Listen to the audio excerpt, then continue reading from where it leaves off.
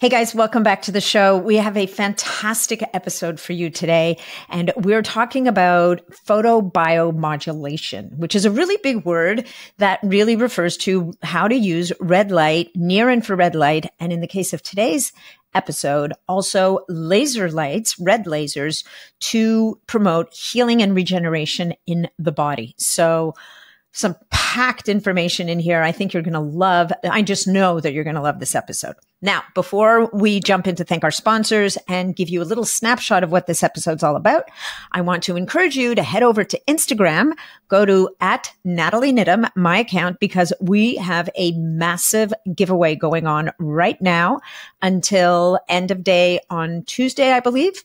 And you can win a Mitolux sun lamp, which helps your own body to make its own vitamin D3. You could, as part of the prize package, you also would get immune support from transcriptions, as well as sleep support from transcriptions, as well as the brand new lactoferrin immune support supplement by Healthgevity called Immuno Reboot. It's literally just hitting the market now.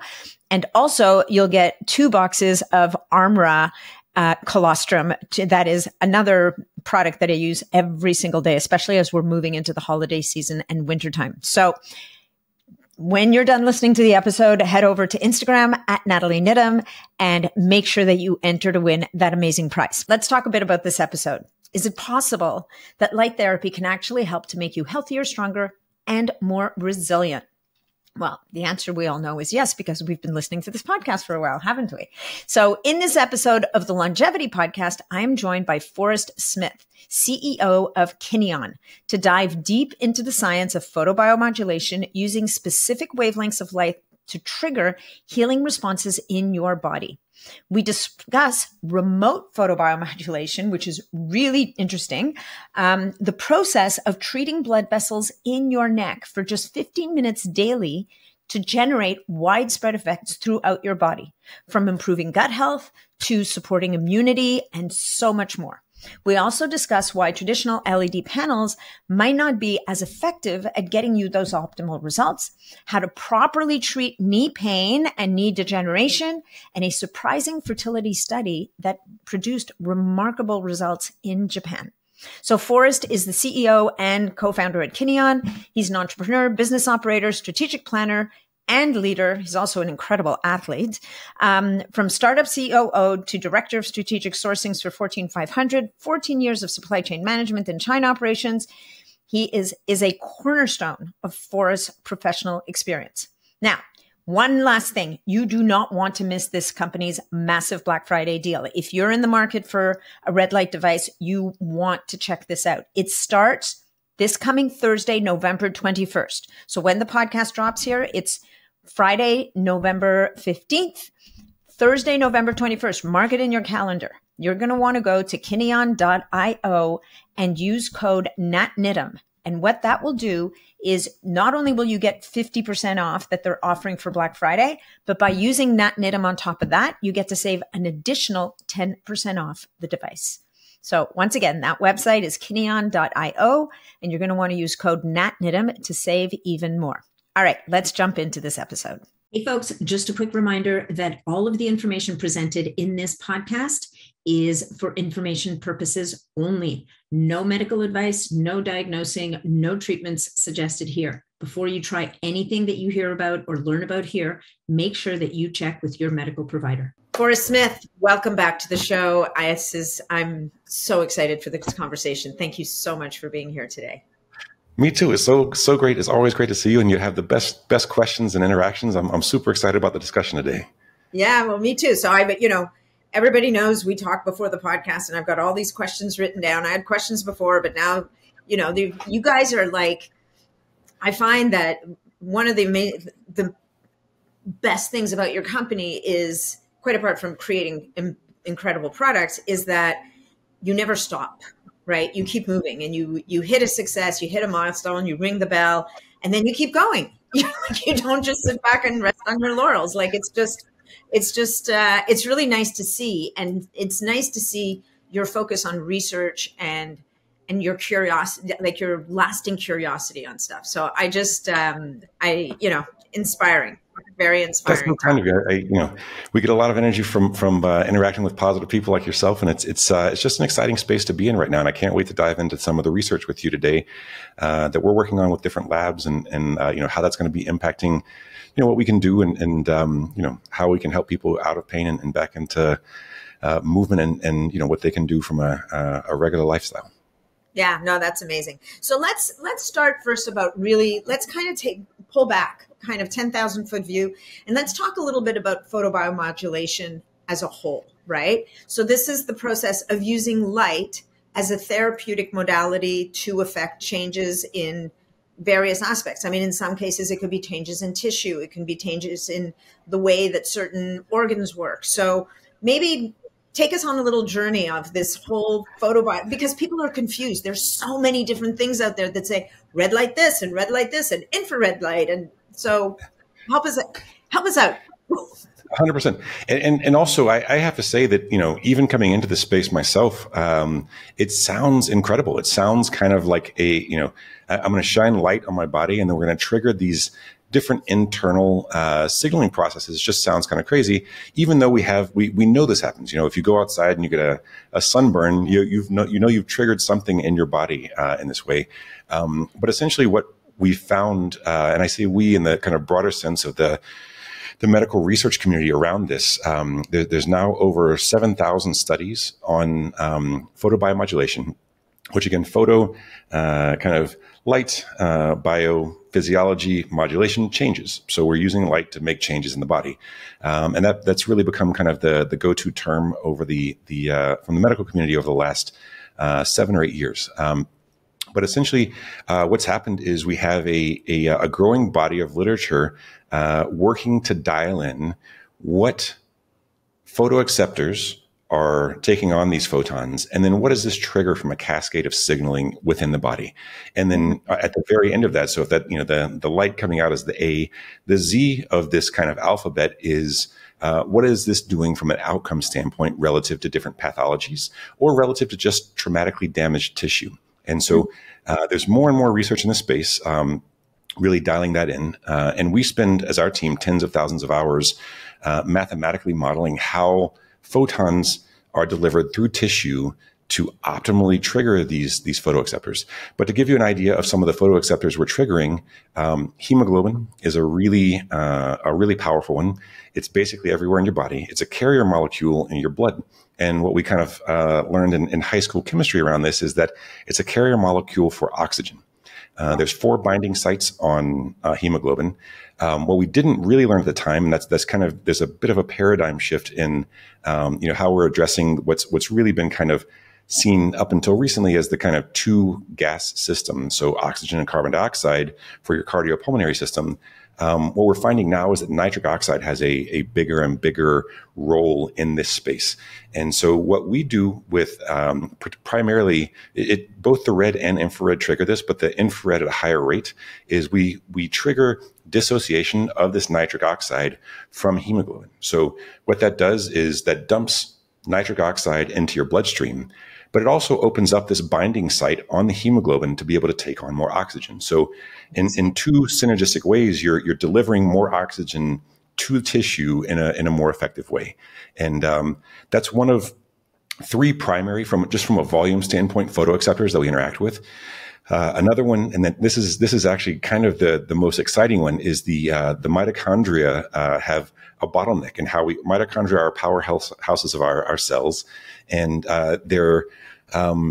there's really a couple of different ways that energy is created there. But in the primary one, it's the electron transport chain, and the 3rd step of the electron transport chain is a bottleneck for creating more energy. And what we do is we add, there's an enzyme in that 3rd step of the electron transport chain called cytochrome C oxidase, where we add photons into it and remove this bottleneck. And it's there's a couple of ways you can take advantage of that. What it does, you never completely remove bottlenecks from a system, but you just shift them. And so we remove that kind of 3rd phase of that electron transport chain bottleneck and increase the level of energy production. There's a number of people who've been testing how to remove, when it shifts from the 3rd to the 4th phase of the electron transport chain, what else can you do? And so things like the blue. I'm blanking on the molecule term now, but it'll come to me shortly. There's a molecule you can take that actually works synergistically with this. So when you shift it from the third phase to the fourth phase, this actually removes the fourth phase, and it shifts it up towards the front of that process. You're not referring to methylene blue, are you? Yes, methylene blue. So methylene blue is a staining compound that was used in a lot of labs for different kind of tissue staining, but it's also a contributor for this fourth phase of the electron transport chain. So when you use photobiomodulation to move it from the third to the fourth, you can then use methylene blue to synergistically continue to increase the amount of energy produced by your mitochondria. But I think one of the things that is so we know we're increasing the level of ATP and that you will heal wounds faster, as an example. You're going to generate more tissue faster. One of the things that I think is a little bit missed in this literature is the fact that there's also signaling between the mitochondria and the nucleus called mitochondrial retrograde signaling. And this is one of the pathways where we see a lot of measurements for oxidative stress done. And when you can increase there's two things that happen out of that mitochondria change in that third phase through the cytochrome C oxidase. One is that increase of ATP, and that signaling changes between the mitochondria and the nucleus. The second thing that changes is what they call structured water around the or exclusion zone water around the mitochondria. And what happens when you're kind of increasing the level of ATP production is you can have kind of viscosity issues around the mitochondria. Your mitochondria have essentially motors, for lack of a better term, kind of embedded. And if they can't turn because the viscosity is not there to be able to support that, then it slows down that process of energy generation.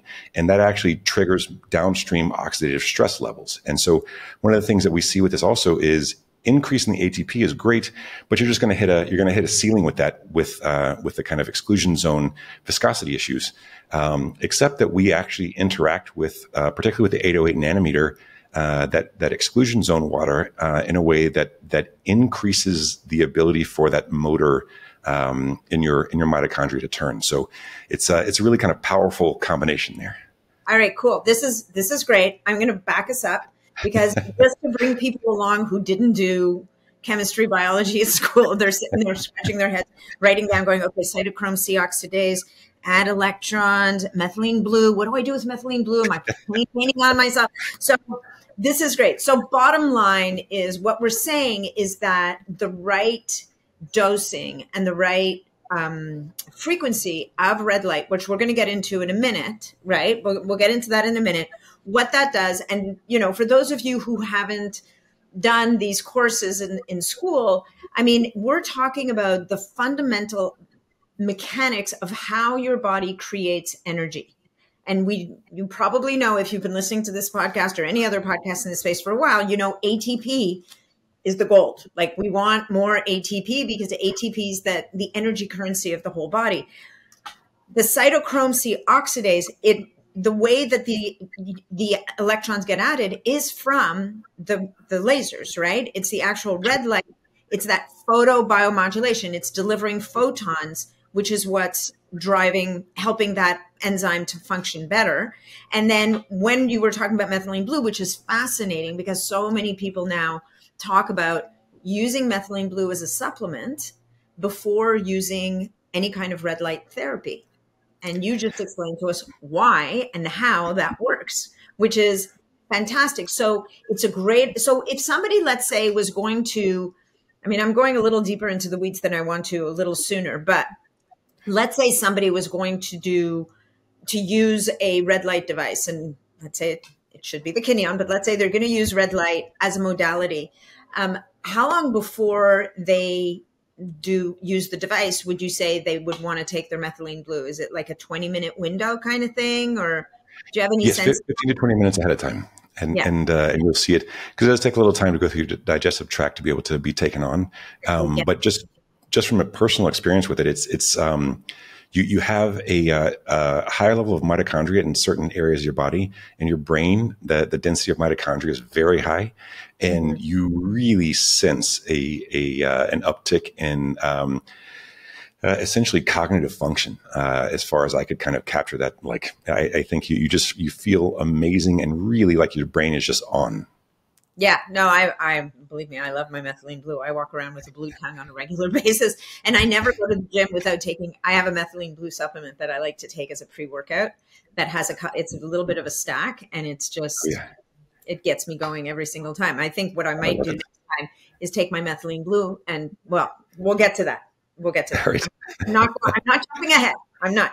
And then the easy water discussion is also fascinating, right? Because this is the environment in the cell, in the mitochondria. And as Forrest was saying, your mitochondria, I mean, this is the magic of the human body, right? Like, you've literally got these little motors that I think the rotation at optimal speed is around 2,400 RPMs or something. That's right. And it doesn't take much to gum those up and to slow them down. And so as soon as they start to slow down, you're getting less generation of ATP. Like, imagine these things spinning at 2,400 RPMs and just spitting out ATP into your cells. Like, it's super cool.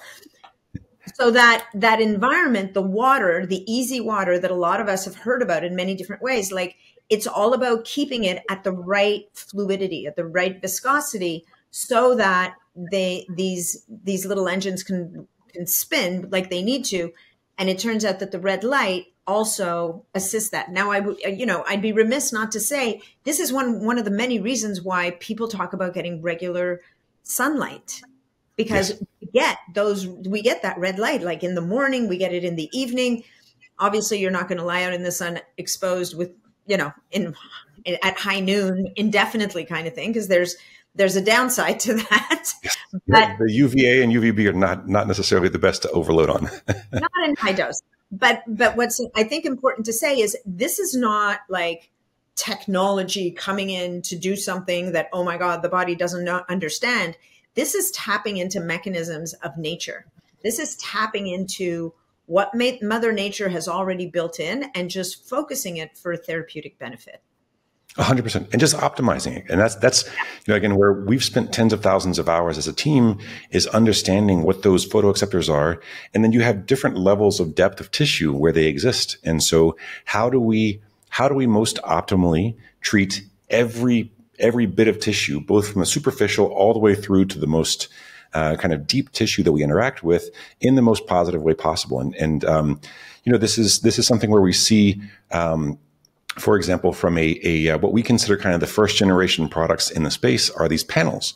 It's great. Like, with photobiomodulation, your body responds on what's known as a biphasic dose curve. So essentially you start at 0, and the more you dose, the better the outcome is, up until the top of the curve, and then it comes back down. But it never really goes below 0. And so if you're able to use the panels, you're going to be somewhere in that framework of positive outcome.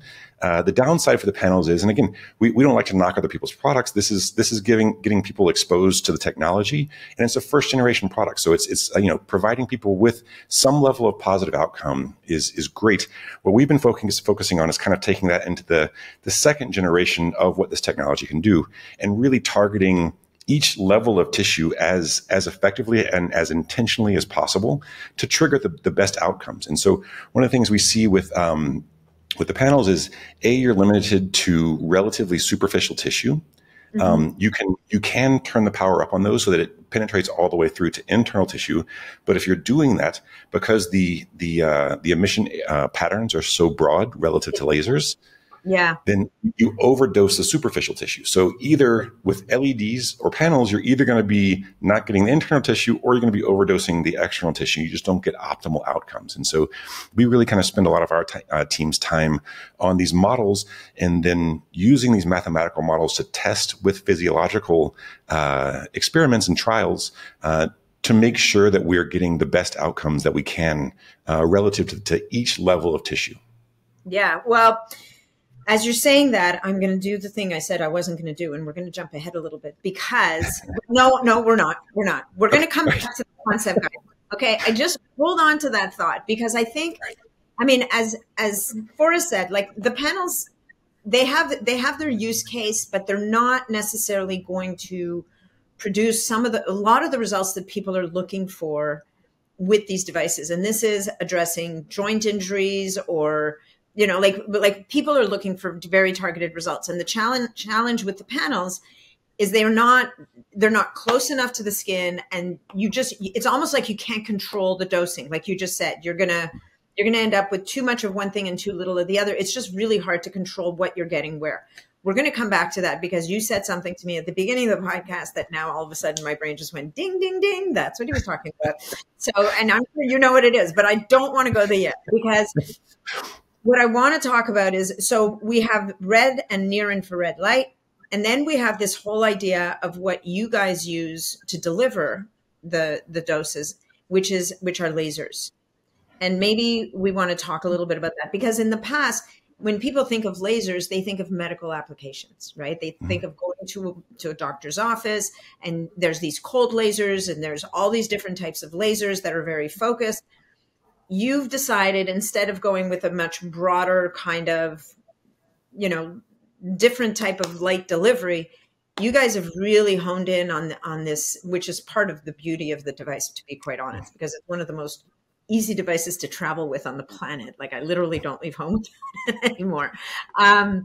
Well, it's tiny and it just fits into a corner. And being a chronic overpacker, it's just like that. This is to give an idea. The modules are about this size, and there's 3 of them. Then you can wear them. So just give a bit of a visual for everybody. Exactly. Yeah, mine's upstairs, so I would run up and get it. So because I just got back from a trip and it's still in my suitcase. So, but where I was going with that is let's talk a little bit about the lasers versus other, like LEDs, or are lasers delivered through LEDs? Like maybe I'm putting my foot in my mouth, but let's talk a little bit about the whole laser technology concept and why you picked that.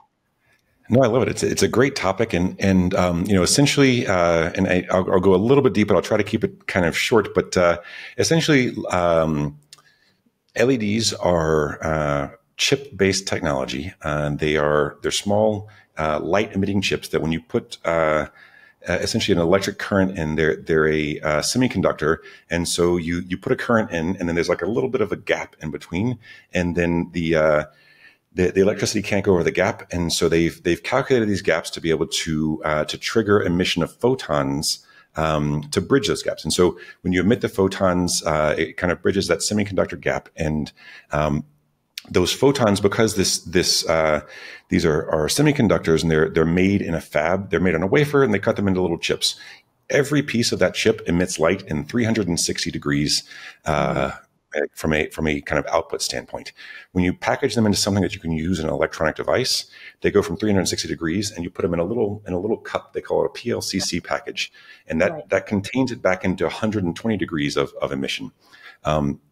What happens though if you're emitting at 120 degrees, if I'm 2 inches closer to or 2 inches further away from that light source, then the dosing is like orders of magnitude different. And so it's really hard to dose because of that. Lasers you can kind of think of as a hall of mirrors. Lasers also use a semiconductor to emit the photons into this hall of mirrors, but it reflects back and forth until it hits the external emission area at a 90-degree angle. So it really only comes out in a very, very small band of about 3 degrees of angle of emission, which means that you can concentrate it. And it's also what they call collimated.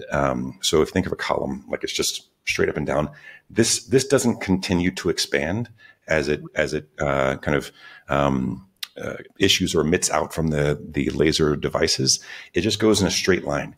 And what that allows us to do is really target more of the internal tissue, without overdosing, without having to put huge power levels into the emission. You can use much lower levels of dosing and trigger that internal tissue much more, with much more intent and much more targeted way. Right. Fantastic. Okay. So then lasers basically just much more focused light. You're shooting light out in a straight line, basically. That's right. So That's right. Full control. So you don't have a spectrum coming out. You have a dose. And what you guys have done, and what laser, and actually I would imagine what any laser device does or manufacturer does, is they decide what's the dose, what's the power that I want to deliver to achieve the outcome that I'm going for. That's right. That's exactly it. And, one of the things that we actually experimented with earlier and we're seeing other people adopt now from a kind of a clinical level standpoint is most of the literature was in this space from a research standpoint. The different trials were kind of categorizing the laser power around things like irradiance or power density, optical power density, which is essentially how much light is coming out of the device or how much is hitting the skin. And that really didn't take into account, again, what we wanted to know, which is how are we triggering most optimally these different photoacceptors in the body. So they have little switches in there. There's a bunch of them. They exist at different levels of tissue. How do we trigger those most effectively? And one of the things that first brought that from a testing standpoint, that first brought that to our attention was we had these same devices. So we have modules, and there's 2 emission areas. Each emission area has 5 lasers there. When we first started the first version of the device, we were using the same level of power out of 1 instead of 5 per emission area. And from the research standpoint, that should have kind of turned out about the same, but we found that there was a 60% increase in outcomes for pain and inflammation reduction with the more spread out version of this. And so we went to plug that back into our models. And again, this is what we do is we're modeling this mathematically and then testing in real life and seeing what's, if there's a gap between what we're modeling and what reality is, how do we close that gap as effectively as possible? And we just do that for cycles and cycles until we close this down to what we feel is kind of, even relative to most of the clinical devices, is kind of a world-class gold standard dosing model. Yeah, that's fantastic. Okay, so let's talk a little bit about, because there's a lot of, let's talk about the use case scenarios. Like there's, we've kind of done our little journey through photobiomodulation, how actually it helps, right, in terms of the nitric oxide, which we know helps with delivery of blood, clearing a site for more oxygen to bind to the hemoglobin. So now you have a faster highway with cars carrying more cargo, let's say. Yes, I love it. to use a simple analogy. And in the meantime, we've also increased the production of energy at a cellular level, which we know that when the body is trying to deal with any kind of offense, it needs energy. Like it just needs. So we're doing this thing where we're providing the body with the elements that it needs to do the work to heal. Right? 100%. Yeah. And I think that's a great way of capturing it. I think 2 of the things that we've seen that have been so impactful for telling whether or not a pathology is going to be something that we can treat effectively is it inflammation based? Do you have pain that is mechanical? Or do you have pain that is triggered by inflammation? And the second one is this something where you have an insult or a damage to the tissue that's going to cause oxidative stress? So if you have increased levels of oxidative stress, and this is even to really, really kind of extremes. So when people have, there's great literature on kind of strokes in the brain and heart attacks. And so you see that tissue in both cases. If you can treat that tissue, it goes under a huge insult from a trauma to the tissue, but by balancing out the oxidative stress that introduces, you save an increased 90% of the tissue that would die otherwise. And so that's kind of an extreme version of it. But in kind of the everyday version, what that means is I'm going to go do a CrossFit training today. I'm putting stress on my muscle tissue. If I want to recover faster from that, it's not to the extreme of okay, is my tissue going to live or die like a stroke or a heart attack? But what I can see from this is decreased levels of C-reactive proteins, something like 70% decrease, and it depends on kind of the population and who's doing it, but just in like really high numbers from a decrease in C-reactive proteins and creatine kinase, which are 2 ways that we measure muscle inflammation. And one of the questions we get about that a lot, because we work with professional sports teams and Olympic teams, is, but I want to insult I want to stress this tissue so that it recovers in a way that's going to make it stronger. And we don't interfere with that. This is one thing where you see there's great comparison data on kind of cryotherapy or ice therapy versus baseline no therapy versus photobiomodulation. And essentially what you can do with photobiomodulation is you can go through your healing curve faster. And so essentially what we're seeing with our professional sports teams that we're working with is they can now train more frequently or more heavily, and they have these curves that are planned for kind of increases in strength or countermeasure jumps, or there's a number of different ways they measure kind of output and performance, but they can go through these kind of overload cycles and increase their strength and increase their performance faster because they're able to heal faster between these trainings. That's amazing. That's really interesting, right? Because everybody runs around, don't reduce inflammation right after a workout. Like you need that inflammatory response for the body, for the body to rebuild. And so this is kind of like a hack around that. You're doing it in a way that just increases the ability to train. That's got to be a pretty cool little trick to have up your sleeve as a competitive athlete. It is. We're seeing, actually, there was a paper put up by one of the kind of performance training institutes around this saying, is this like equivalent to a performance enhancing drug recently? And from from an outcome standpoint, like you do see better performance out of it. But there's not the kind of negative impacts that you can see from different types of hormone based or even peptide based things have a little bit more of these kind of knock-on effects than you would see from photobiomodulation. Well, the peptides are banned, right? BPC 157 is on the water list, and so is Thymus and beta 4. So those would be the two obvious ones and probably MOTS-C is probably in there somewhere as well. I'm sure that's a big fat no-no for competitive athletes. So this could be a hack. Okay, and so actually I have to ask this because it's a burning question, and I'm sure other people are wondering. So when an athlete is using something like let's say somebody's lucky enough to be on Team Kineon and they have their device, are they going to do a cycle on every joint, like at both knees, each elbow, the wrists? Or is there a way for them to get a more systemic effect? Like or is it a question of applying the device to the areas that have been the most stressed in a workout? How does that work? Or maybe I just catapulted us to that place I didn't want to go yet. You're gonna have to pull me back out of this because we spend so much time in this, and I personally love training, and I'm in my mid 40s now, and I'm trying to find everything I can that's going to be a sustainable kind of protocol that I can take on, and so there's I think the answer to that is yes. So treat. So if I do, for example, high volume lunges. I'm doing a couple hundred lunges with a couple hundred pounds on my shoulders.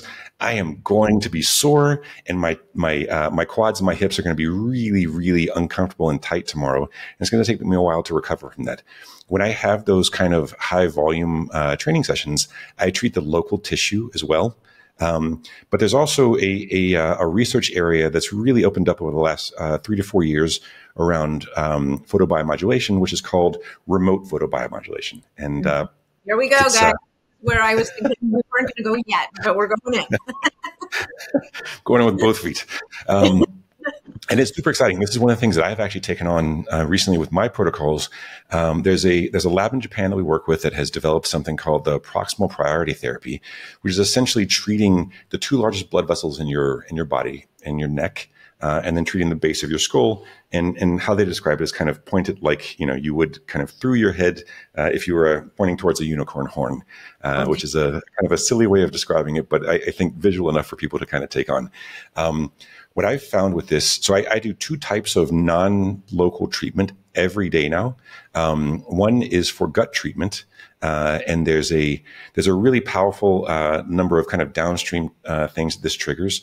The one that I was starting with that kind of got me down this path was neurotransmitters. So increased acetylcholine, increased dopamine increased serotonin, and there's great research around this. And even as we were discussing before, there's even people applying this to Parkinson's and seeing. And Parkinson's, just as a kind of background for it, kind of give it context, is an inability from your substantia nigra and your deep in your brain, which is hard to target, to produce enough dopamine.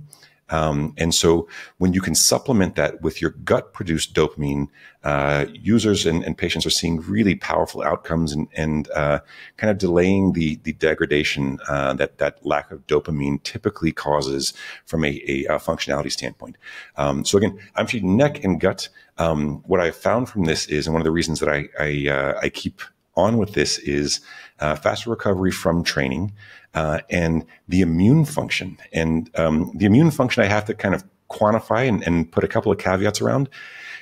Immune health triggered by the gut is really hard to say. What we can say is, here's the ABC of what we're dosing, and then here's the XYZ of what the outcomes are. Getting sick less, recovering from colds faster, kind of reducing systemic levels of inflammation that you see from things like long COVID. There's a lot of good literature about this as well. What I've noticed from it, just from a personal experience, and again, this is anecdotal, so you kind of have to, everybody's an N of one, test on yourself. But what I've seen is, I've got two kids, 8 and 5, and they would drag in colds from school all the time. And now, and it would go through the whole family, and everybody gets sick, and then you get better. And then, 3 weeks later, they got a new cold coming through. I haven't been sick in 4 months.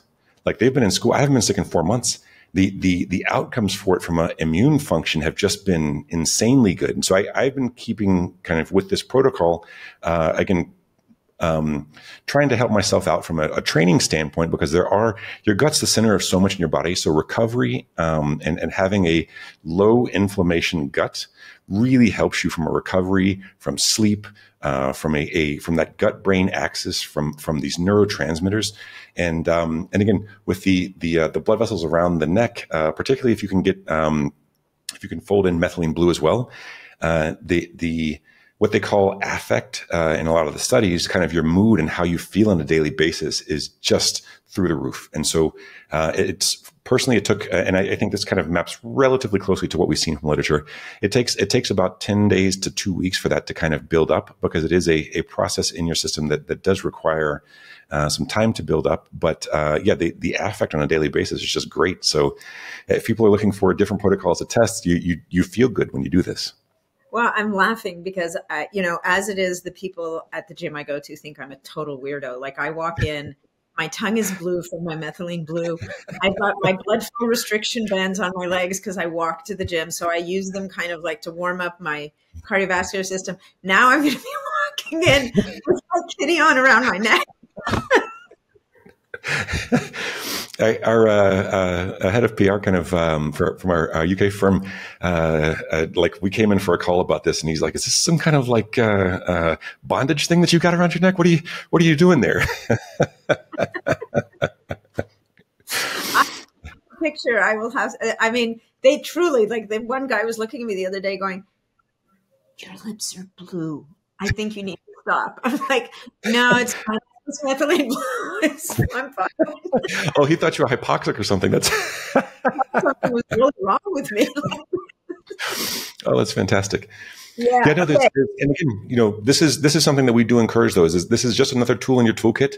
Test it, though. And again, we interact a ton with our community. We have a great group, and really, a number of our product development kind of directions have been things that came back out of our kind of group of users, trying different protocols themselves, and then wondering with us, hey, from your modeling, what does this show? How much should I be How much should I be dosing for these different parts of the body? And really, again, to your earlier point, we love this. We're all experimenters. We want to try it on ourselves and then see what we can do relative to kind of bringing better experiences to people and helping them improve their quality of life.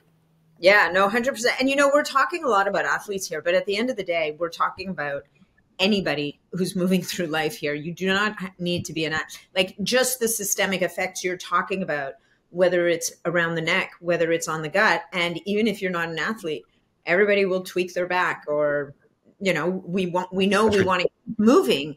And if we don't use it, we're going to lose it. And I can tell you guys, I probably noticed it a long time ago now. You know, at 60 years old, my job one is maintaining and building lean muscle. And I know that I need every single tool at my disposal, in addition to doing those regular workouts and challenging my body. I was going to say threatening my body, challenging my body to build and maintain that lean mass. And you know, you're only as strong as your weakest link. So if your knees have been the thing, or you were talking about hips or elbows or ankles, then being able to deliver that very precise dose to that area that needs this special support is going to be the next level, no matter what you're doing. So 100%. And I think one other thing that you mentioned that's a great synergistic therapeutic modality with the laser therapy is blood flow restriction. Blood flow restriction is such a powerful tool, and whether it's trying to build additional lean muscle mass, if you're kind of doing heavy hinge kind of lifts on a daily basis, which is some of the best things you can do to build that lean muscle, and you can do some level of combination of the blood flow restriction and the lasers together. The blood flow restriction actually aggregates a lot of the tissue that we interact with more effectively in a specific local area. And so these are really synergistic. So you can see, one of the things that triggered that for us was some research recently into the platelet-rich plasma. So platelet-rich plasma really works well for joints.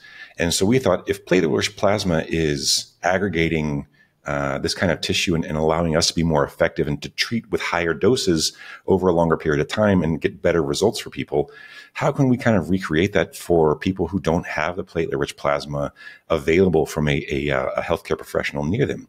And the blood flow restriction cuffs, one-for-one usage, aren't at the same level as the platelet-rich plasma, but you can do it every day.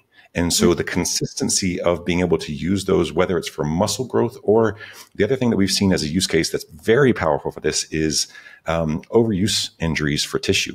So if you've got golfer's elbow or tennis elbow or, a slap tear in your shoulder, or, for me, I have a torn meniscus in my left knee. And occasionally it just goes wonky if I do, a bunch of double unders or I'm doing box jumps, it'll trigger that and it'll just swell up. And it used to be, a month and a half before I could get back into real training. And now it's 2 or 3 days with the blood flow restriction plus the lasers. It's really a powerful way to treat this type of overuse injury. Yeah. So this is, we're doing that thing. We're stacking therapies, and either one is going to be helpful. Put the two together and then you get an even better effect. So if you have either of these modalities, you're in good shape. And if you have both, then you're in really good shape. So you mentioned therapy. I actually had stem cell, like a very specific type of stem cell called VSCLs.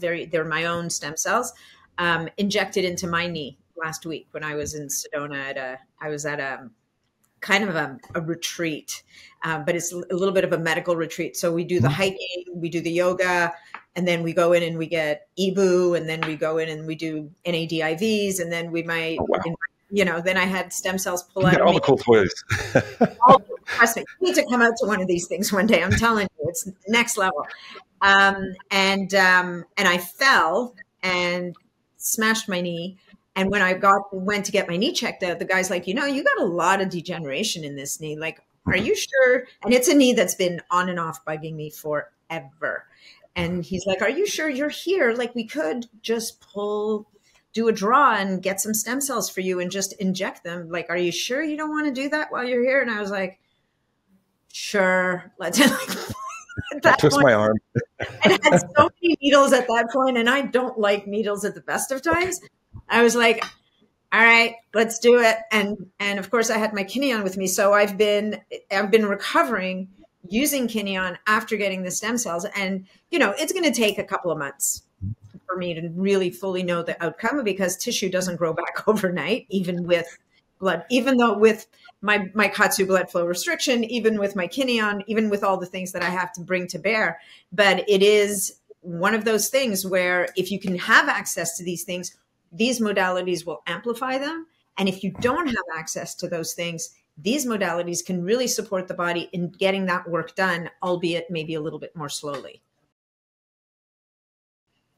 No, that's exactly it. And just to kind of give a little bit more color from one of the labs we've been working with is mesenchymal stem cells essentially self-select into becoming chondroblasts, which are these fast-growing front-end cells that generate the kind of fibrous material that is your cartilage. And so what you see is you can increase the rate of those growing very quickly. So you'll see an increase in those chondroblasts over the first few uses, but it takes a very long time for those chondroblasts to grow the additional tissue. So that is a month scale process, but it's very well documented, and it's a really powerful tool. Yeah, that's fantastic. So yeah, so here we go. So let's talk a little bit more about you were talking to me earlier about a lab in Japan, and where you're going to be doing some work with them, right?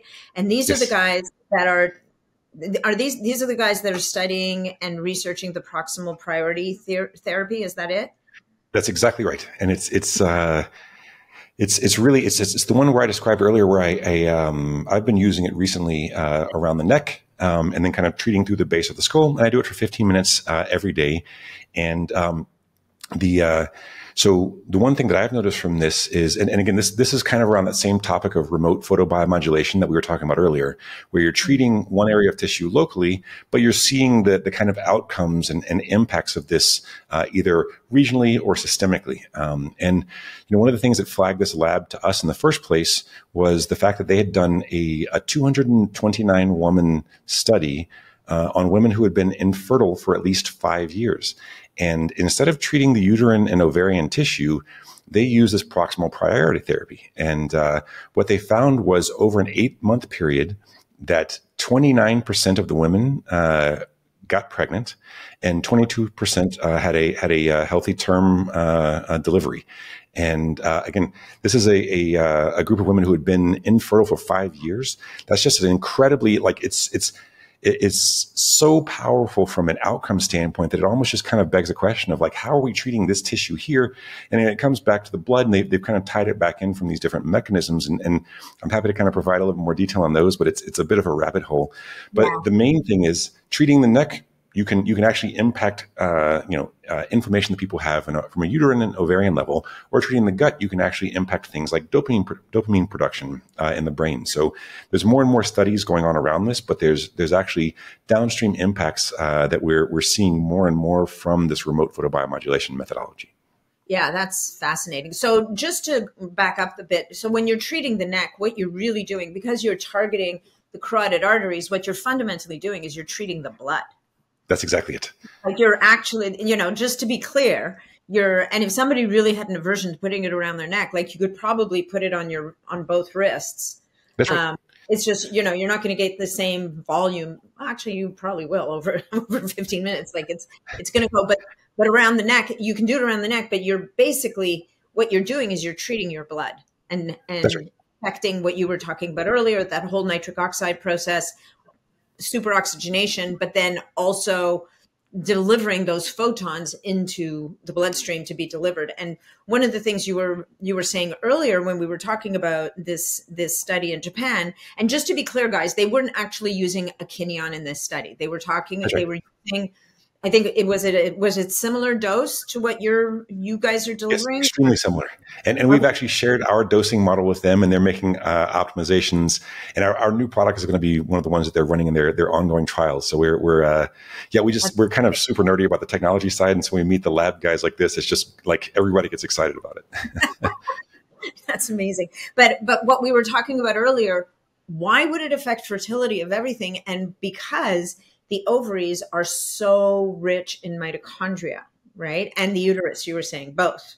And so in that 29% of women that saw an effect, it could be that mitochondrial underperformance or dysfunction had something to do with their fertility. And the women that it didn't help, maybe their issue was different. So it's not going to be, we're not, and frankly, right now it's one study, and it delivered these results. I'm sure there's a lot more work to be done in the area, but That's right. How fascinating that this delivered those kind. And it was a couple of hundred people, right? Like, this was not. Yes. 229 women. It was a good sized study, and it's a very professional lab, and they've done great work in this. They are working to flesh out some of the mechanisms around this. One of the things that they're also have been theorizing is that the nitric oxide that you release when you're triggering this hemoglobin actually goes back into the cardiovascular endothelial tissue, and one of the things that we've seen from the literature before now is that when you have that nitric oxide at that level coming back into the endothelial tissue, one of the impacts of that longer term is an increase in what they call shear strength, and so. Shear strength is essentially the flexibility and pliability and strength of your blood vessels. And so when, because the nitric oxide is a dilating factor, it's almost like using the nitric oxide on a daily basis to exercise your blood vessels to make them dilate and kind of retain that pliability that they can stiffen over time. That's amazing. And that's a massive piece of the puzzle when it comes to aging, for sure. Okay, where are we going? Oh, I have a question for you. You were talking about immunity, and you were talking about the gut, and we know we've got immune tissue in the gut, right? It's the Peyer's patches. Like, we've got immune tissue down there. What about, have you ever thought about, or have you ever applied the laser to the thymus gland? Not in any of our studies, no. We haven't. I have seen a couple of studies on this that were out there, but I don't have those front of mind right now from the data standpoint. But It would be interesting. It would be an interesting thing to look at, because when we think immunity, we think of thymus, and we know thymus starts involuting pretty early, relatively early in the game. And so, and I'm pretty sure I saw something somewhere about red light and thymus. So we'll have to poke around in there at some point. One of the other things we have seen, though, that I think is a good one from a longevity standpoint is thyroid. And this is particularly kind of pernicious among women. You see thyroid really kind of with perimenopause and menopause taking a big impact. And there's a number of different studies recently on this with treating with selenium, vitamin D3, and laser therapy on kind of hypothyroidism and Hashimoto's, and there's really powerful impacts for this. And so that's not something that we've provided devices to study in for yet, but the dosing that they use from the 808 nanometer is very similar to what we use. And so we are doing some kind of internal team testing. We think of ourselves as N of one, so let's just get in and start kind of peeling it back and testing as we can with ourselves. Well, so in that case, you could, not that we're telling people to do this because it hasn't fully been elucidated yet, but you could actually put a device right where the thyroid is. I actually think you could do thyroid and thymus at the same time. Would be really interesting. I love that. I love that. I'm gonna take a couple of notes and see if we have anybody who's up on our team has a bunch of kind of beta use. Let's do it. I'll do it. I actually think that would be super interesting, right? It would be like a vertical hit. Yes. And the third one, I mean, it would be somewhere around the solar plexus, I guess. Mm-hmm. And I don't know, the aorta runs up there. There's there'd be nothing bad about irradiating if it gets that deep. I mean, it's pretty deep in the aorta, so. Yeah, this is one of the other things that we've been working on is we have our new devices that are coming out. The Heal Plus is for gut health, and it's really dialed in more for tissue that's further interior. And so this new platform that we've built to be able to dose the gut, we're going to be launching a couple of different products around.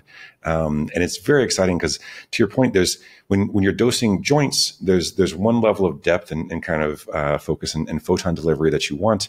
But again, we've spent so much time building out these really powerful models for how the dosing works that we want to apply those as effectively as we can for different parts of the body. And so the gut health, our product, the Heal Plus, will start delivering next year. Q1 of next year, and it's so exciting. Your gut is the middle of so many different things, and we're working with a couple of different partner companies on there's a lot of different testing out these days. There's kind of almost a new branch of testing that's using machine learning really effectively called the omics, and so that's proteomics and metabolomics. And, what that comes down to is, saliva and poop studies for your gut, to understand, out of these millions of types of bacteria, how do we measure the changes we were making, and then relate those back to to what's happening in your physiology, from immune system, from autoimmune health. There's actually some really, and these aren't our devices either, but they're also quite similar.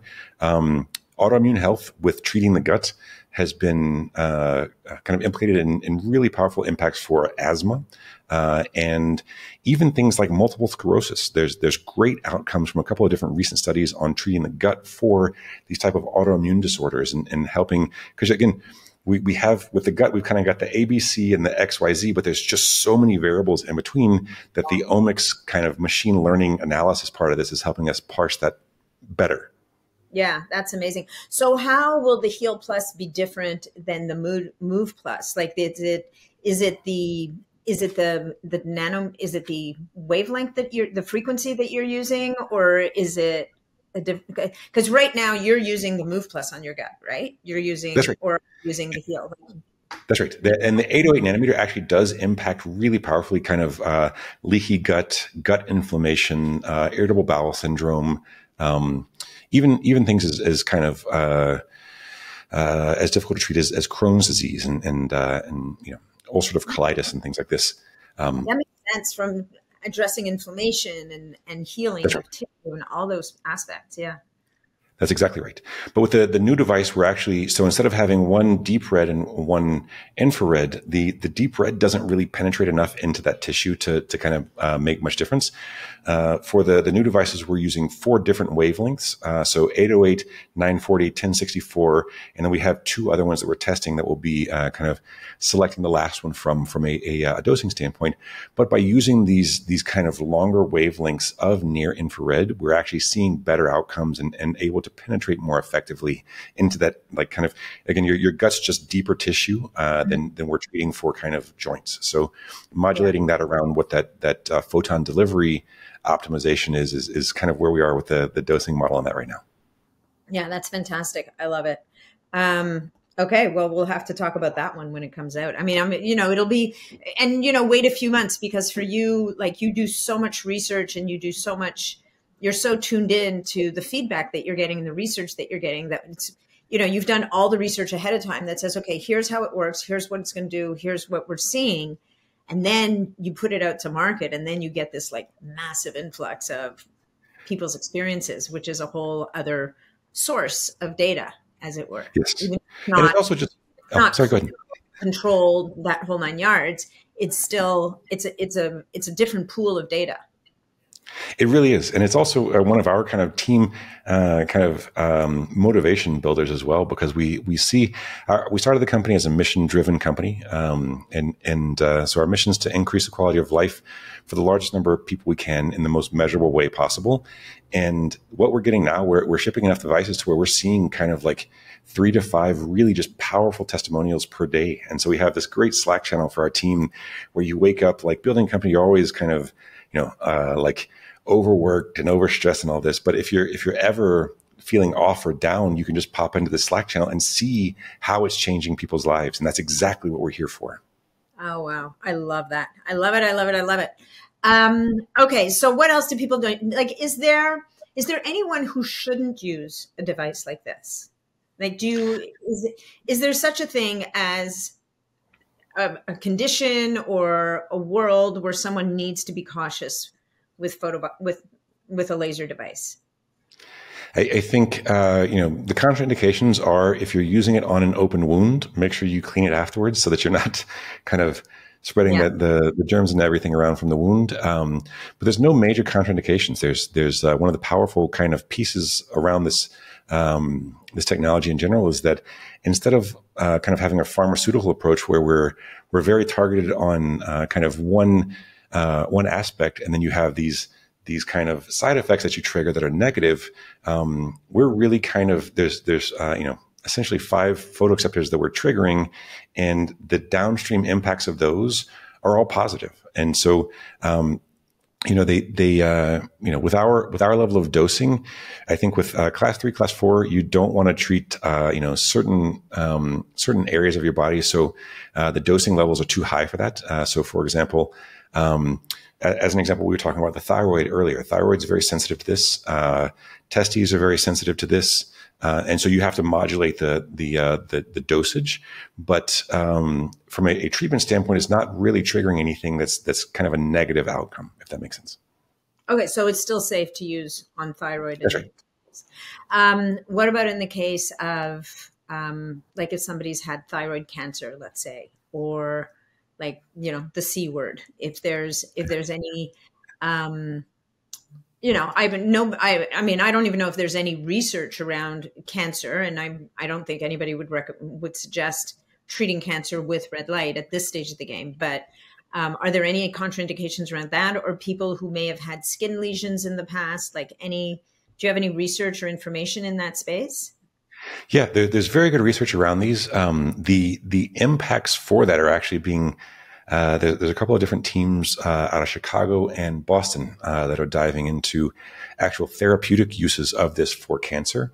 You would think, so with what we've described, for example, for the recovery from a muscular standpoint, that there may be some level of androgenic kind of impact for this, but there's not. And really the impacts on the cancer side of things, we don't the claims aren't there to be made yet, but they're really seeing kind of no downsides and no contraindications for this from a cancer standpoint. And some of the more recent ones have been using different wavelengths than we do, but have been seeing actually ways to trigger apoptosis in the cancer cells. So reducing the level of cancer in the body by doing this. Again, that's not what we do. That's not what we're dosing for. But it is nice to see that from again, that was one of our first questions with this was if with particularly because we're seeing such good results from that performance standpoint, that it almost puts it on the level from an androgen kind of impact, and but you don't see that from a cancer standpoint. Okay, so we're not giving medical advice. If you have cancer and you want to use this, you want to check with your provider. But it is encouraging to see that so far what's been seeing in the research in the space in general of photobiomodulation seems to be positive. So 100%. And very happy. We love the kind of challenges. We want to throw rocks at it to break it. There's never any day we'd like to have a straw man that just kind of sails through. Our whole team is about radical transparency and really breaking these concepts as much as possible so we can get a steel man together around it. And I'm always happy to kind of provide any of these the studies that support the general direction that we take with this. So if there's anything that we've discussed today, I'm super happy to kind of provide through 100 papers for you on these different topics. Love it. And trust me, you guys, you will get a tsunami. Forrest is all about this stuff. So, and then the last one is, what about kids? Can kids use the Move Plus? I would think so, right? Because you get all these little kids playing competitive sports. They get sore elbow. Remember when my brother was playing, he was playing baseball and he was a pitcher, and they'd have him with his elbows sitting in a bucket of ice, on a regular basis. And you would think— I was just talking to someone about this. Yeah, it's so crazy. We work with some Major League Baseball pitchers, and I pitched at a competitive level throughout my life up through about 20, and travel teams and getting recruited for D1 schools and whatnot. And the stress that it puts on your shoulder is crazy. But what we used to do at the time was you would freeze a styrofoam cup full of water and then peel the top off and then use that to kind of apply it. Yeah. And in retrospect, that's just awful. That's really not a good solution at all.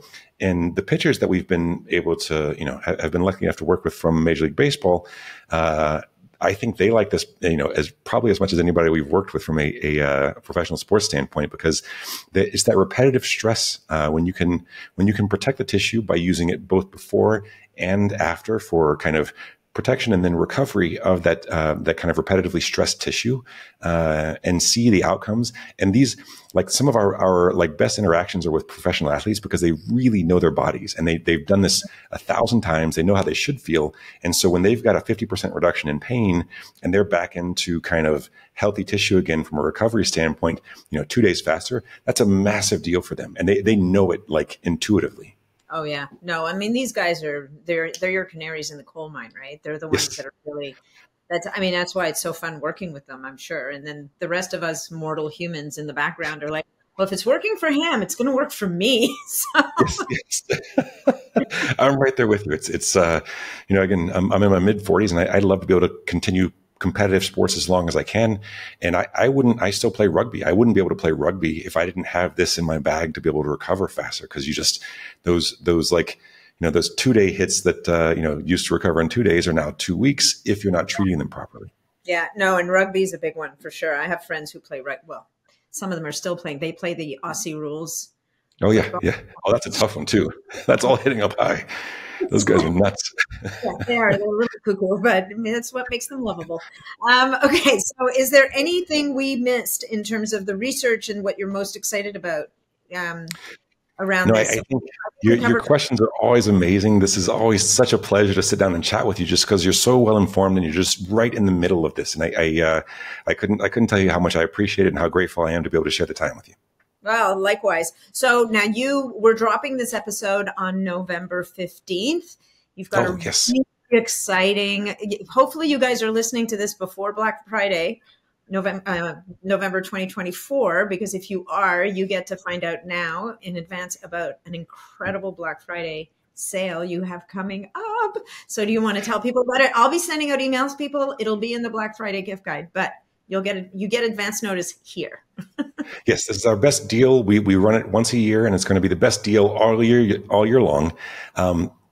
And we still offer our 30-day return policy for it. And really the idea of that is we're here to provide outcomes, not sell products. And so if you're ever kind of concerned about that, ship it back to us. We don't want anyone having a product that's not performing what it should do. My partner Tom and I also put our Calendlies out there for if you get angry because you've gotten a product and it's not doing what it should do, call us. I want to know. I want to know personally, because this is exactly what we're here to solve. And if we're not talking to people who are not getting what they want out of it, what we found that through this process is we've got an entire diagnostic system in place to where we can actually provide really good insight to people. And as a small example for that, if you're not bending your knee, then you don't really have the access to the synovial fluid. And so 90% of the people who weren't seeing knee pain improvements, we make one change on their protocol and they see those improvements. And so it's been a really powerful way for us to connect in with our community, but also to solve the problem that we're here to solve. And again, that's what we're here for. We want to make sure that people have what they need and that we're giving them a good tool that they're using as effectively as they can to get out of pain and back into movement. Yeah. So just to repeat what Forrest just said, because this is really important, guys. When you're using the Kineon on your knee, you want your knee to be bent to give better access to the innards, to the synovial fluid where the magic is happening. So having your legs stretched out, I mean, look, if you're injured and it's the only way you can do it, so be it. But to get the best results, you're going to want that knee to be bent. That's exactly right. Really important information, right? Because people wouldn't know. That's right. But if ever there's something like that where people aren't getting we prefer to have the critical or negative input just so we can help the diagnostic. And then there's some things that's actually helped us improve the product. So we're not trying to stick our head in the sands. We want to be upfront and accountable for delivering what we promise to deliver. Yeah. Well, I would say taking the emails personally tells us everything we know about wanting to know, because a lot of people would be hiding behind like a support team. So good on you guys for putting yourselves out there. Thank you so much, Forrest. As always, a total pleasure. And hopefully we'll see you in the not too distant future in person. That's right. You have to come see us in Mexico. I'm all in. Just let me know when. Hey folks, quick little addendum here. I wanted to tell you about Kineon's Black Friday sale. It wasn't quite nailed down when we recorded the episode, so it is now nailed down. So here's what's going to happen. Next Thursday, if you're listening to this podcast the day it drops, next Thursday, November 21st, is when their Black Friday deal launches. So you are going to want to bookmark this, because the deal is not only do you get 50% off the price of a Kineon Move Plus, but you also get to stack my code Niddam on top and get an extra 10% off. So that's going to bring the price of the Kineon. Let's see, the regular price is $699. Take it down half price. That's $350. Take another 10% off. That's $35 off. That's under $350 for this $700 incredible device. So if you're in the market for a laser red light therapy device to target your aches, your pains, your joints, and even will work for your gut, for your neck, to give you systemic effects, this is your time to buy. So once again, Kineon.io, code is NatNiddam. Diarize it. If you're in the market for one of these things, you're going to want to mark this down for next Thursday and November the 21st and get your hands on one at the best price ever. All right, guys, see you soon.